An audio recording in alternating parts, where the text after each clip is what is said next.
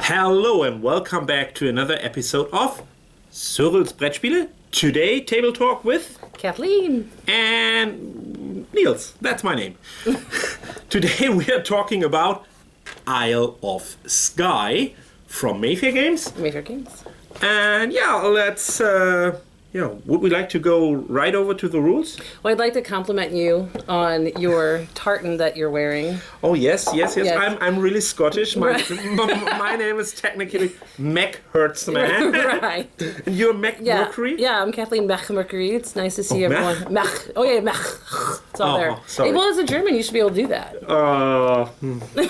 Shame on me. Right. Should I take it away? Well, and the Isle of Skye is lovely. I've only been by it in a ferry, but I've been to the Outer Hebrides in northern Scotland, and it's beautiful, gorgeous. And so, for those of you keeping score with your tartans, I'm wearing an Orkney tartan, and you are wearing the modern Gordon. So we're trying to be a little thematic here to bring some excitement with our fashion. So that matters. Okay. It's always good. Always good. Let's go over to the rules. So, Kathleen, take over. Thank you. In Isle of Skye, every player will start out with their own castle tile that they will add on to score points during the game as well at the end. In the first part of each round, players will draw their money, and each player will start with $5 because that's what's on their starting tile. Then each player will draw from the bag 3 tiles, which they will then arrange in front of their screen in any order. Behind the screen, players will mark behind, I'm moving the screen just for visual, you will decide what values you want to pay or you want to charge for your tiles in front. Now this happens obviously behind the screen, other players can't see. So once you assign those and everyone's ready, everyone reveals what they have, the prices that they have assigned to those tiles. Now the axe activates and that tile is removed from the game. So in this round I would have this tile for sale for one point, this tile for sale for 2 coins.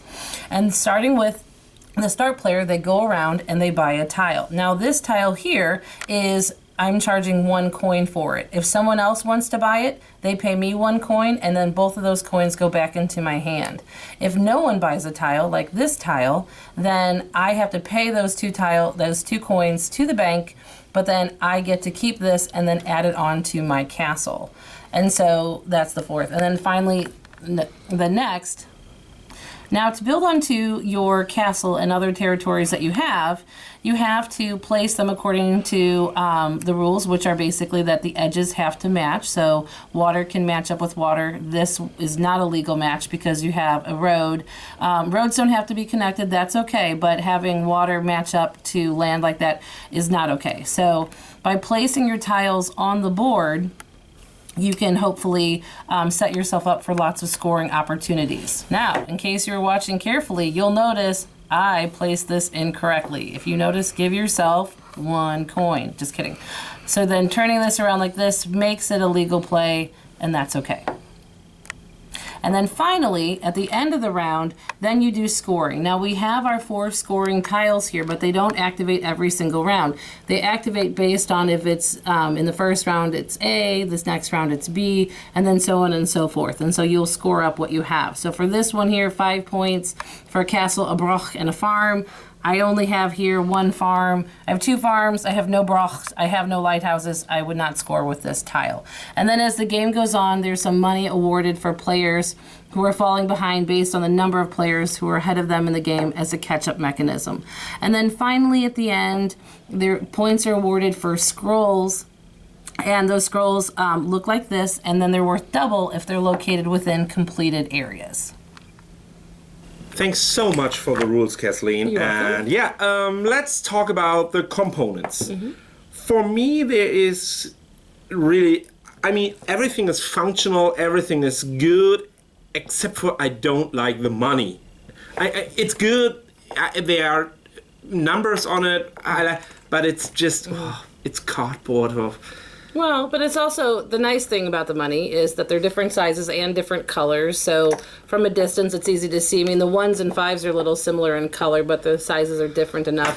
The one thing I would say though, from a component standpoint, is everyone starts out with $5, and it's a little bit. There's not enough there's enough ones to go around, but it might be nice if there was some more of the lower denominations. I think just to make it easier to make change. Yeah, but today, I mean, I appreciate it always if a game is not super expensive. But nowadays, where every publisher is bringing out a fancy new game with this fancy new stuff, with that, metal coins or plastic coins are coming state of the art. So that could be a little bit better for me. Okay. So. But this is the only thing I have. All the other ones is just functional and good as it is. And I really like. I figured that out while I was playing that again and again and again.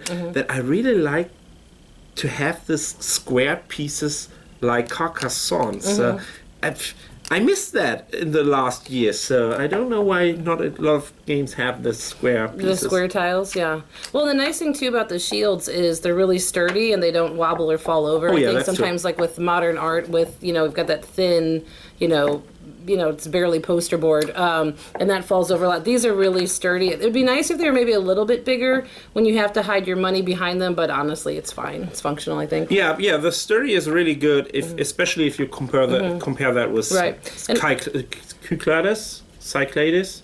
Okay, yeah, I know what you're talking about. Yeah, and then on the inside, there is a little player reference for the what happens in order on the round, and that's kind of nice. I always like a player aid of some sort. It's pretty intuitive how to play, but it is nice to have. That is my only, but this is a personal problem. When you have these screens here and you have to look at it, it's on the table here, and when you lift it up, everybody can look under it or what is behind you. So it's always in the dark here. So a player aid on the backside of a screen is always good, but usually not really helpful. Yeah, you might. I think some players may not even really notice that it's there at the beginning because of that. Maybe, so yeah. How helpful.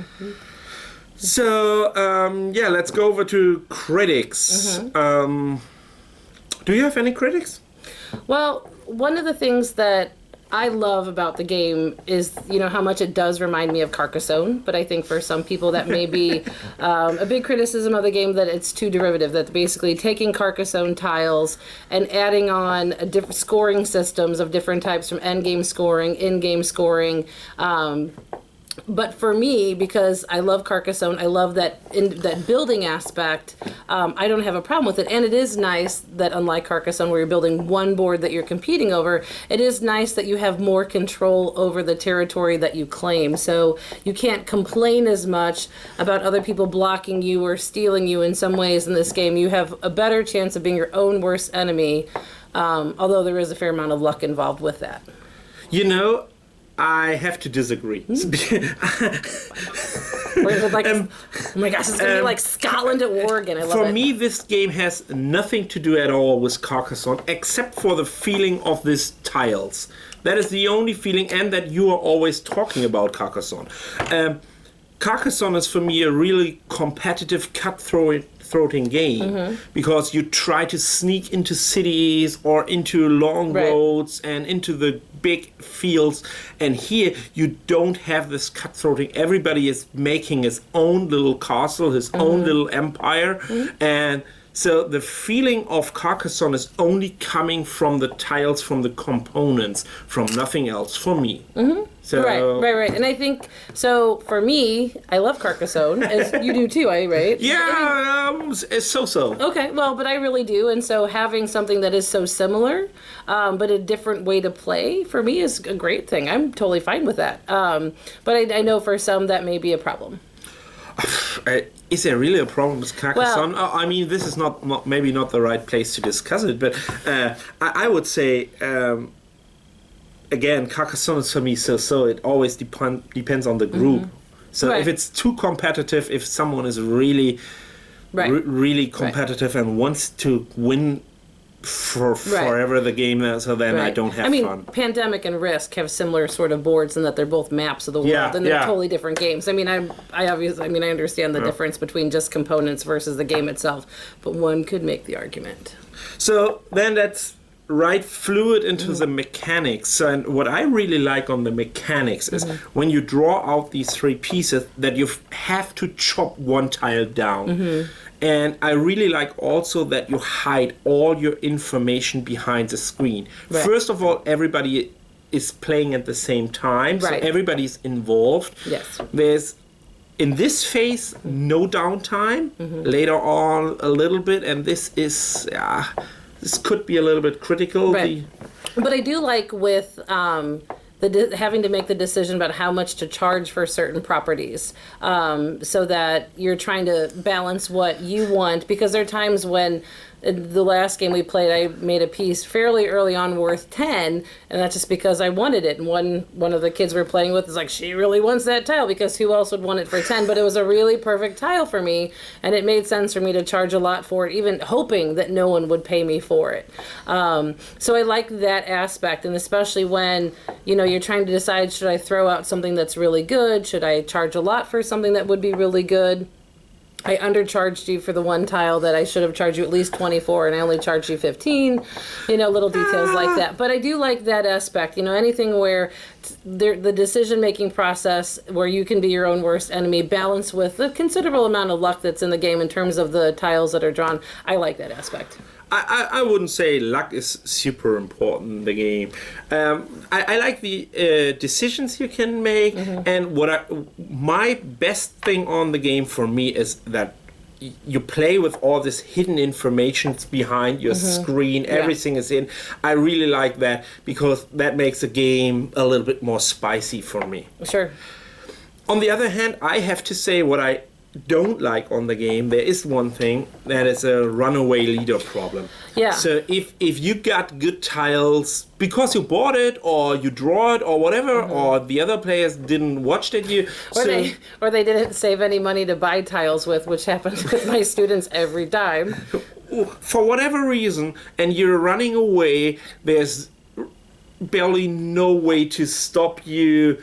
There's no way to. The other players can work together against you. Right. So when you're scoring in the first 2-3 rounds really good, you will probably win the game. Right, and I think especially the catch-up mechanism in the game with money doesn't really mean a whole lot, I think, quite honestly, because even in the last round when you got $12 because you were doing so very badly, just awful, it's almost embarrassing, really.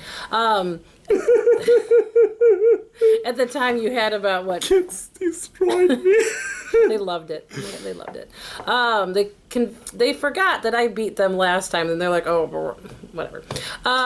Anyway, but I let them win. You did a very good job of that. But even with $12, it doesn't really matter because you had a lot of money in your pocket. So the money aspect doesn't quite matter as much. Yeah, that's true. As far as the catch-up mechanism. Now, if it was something where you could, draw another tile or some fairly significant advantage. I mean, that might just blow the game apart. I'm not suggesting that necessarily, but I don't think the catch-up mechanism does enough for if it's really intended to be a catch-up mechanism. So that's true. So yeah, that's the only thing that isn't so good in the game. But on the other hand, I had the feeling after I was beaten dramatically by the students, atrociously, that I wanted to play it again because the replayability of this game is so huge. Right. With all these new tiles, every time you're playing that with all these goals, the replayability is so dramatically high that every game is totally different, and every time you have to go for a different way. That really, honestly, after I lost dramatically, again, I wanted to play it again and again and again and again and do it better and better. Right, and I think the game length is a good length for what it is. Oh, yes. Given We can talk maybe about analysis paralysis at some point, but Go ahead. Well, just I mean with the replayability, because it's not neat, because sometimes you have a really nice synergy between scoring tiles that are awarding for similar items or the same item but just differently. But then there are other times you could play it where there's 4 totally different items, 4 totally different scoring tiles, and that can make it just a totally different game. Now the analysis paralysis can be a problem. Deciding what you want to assign your money values to could take a long time if you were someone that was really inclined to deeply analyze what every player has going on the table. But also, especially once we reveal and the tiles are removed, there's only 8 tiles in play if you're playing in a 4-player game. But then looking at all those tiles, looking at placement, and looking at it from across the board or even next to you, if you're trying to, visually or mentally manipulate the tiles to see how they fit. You turn it around. You're turning it around. You're looking at all the other ones. I mean, that really could lead to some fairly significant downtime when the rest of the game does play relatively quickly. Yeah, that's true. That was always a little bit of annoying that. In 2 ways. First of all, when I'm sitting around and waiting for the others to do their action, but also for me, in particular for me, when I was making my decision and it take a little bit more than 2 or 3 seconds, so I was always feeling bad to wasting time for you. So I felt always under pressure to be faster, to not having downtime for you. So this AP in this stage is that's not really good. Yeah, depends on who you play with and how seriously they take it, because we had this one. We all know that guy. We all know a guy who is that guy, or girl. You should bring more female influence in it. I'm trying. Especially in the verbalization. Okay, so then let's nail down the points. What do you think? Let's talk about the points. What is it for you? Well, I'm going to buy the game. So really? Yeah. For me, this is definitely a great game. Like I said, I like the game whose name starts with a C and has tiles. Is it a French city? I believe it is a castle on the UNESCO World Heritage List, so for whatever that is. I have no idea what you're talking about, but anyway, it should be something in Europe. Oh yeah, it is. It's fantastic. So I'm going to buy it. I like that it's easy to teach to new players. The student who won the game tonight learned the game today. So that's great for new players, that it's something that they can grasp relatively quickly. I think there's an interesting amount of decisions. It's different enough in terms of mechanics to stand apart from other games for me. And I do like that there's the different victory conditions at the end with the different scoring tiles, just to add a lot of replayability to it. Yeah, for me, I have to say it's also a highly recommendation. What a surprise on this. I'm in between, but it's still a highly recommendation for me, just because of the replayability and because of my feeling I wanted to play it again. Honestly, I wanted to play it right now again. I just wanted to shut off the camera and play it again. Why? Yeah, because I wanted to try a different strategy. And this is always so good for a game if I have this feeling when I did it for a couple of times, to do it again and again and again. That's always a good sign for me. So yeah, it's also a highly recommendation for me. Right, like it has a really good feel as you play the game. Just like the pacing seems good, and it's fun to play. It's a great game. Definitely. Okay, guys. So that was another table talk with Kathleen Mercury, or Kathleen MacDonald for today. Oh yeah, MacDonald. And Nils Herzmann. We talked about Isle of Skye from Mayfair Games, and I'm sure see you next time on Cyrils Brettspiele. Bye-bye. Bye.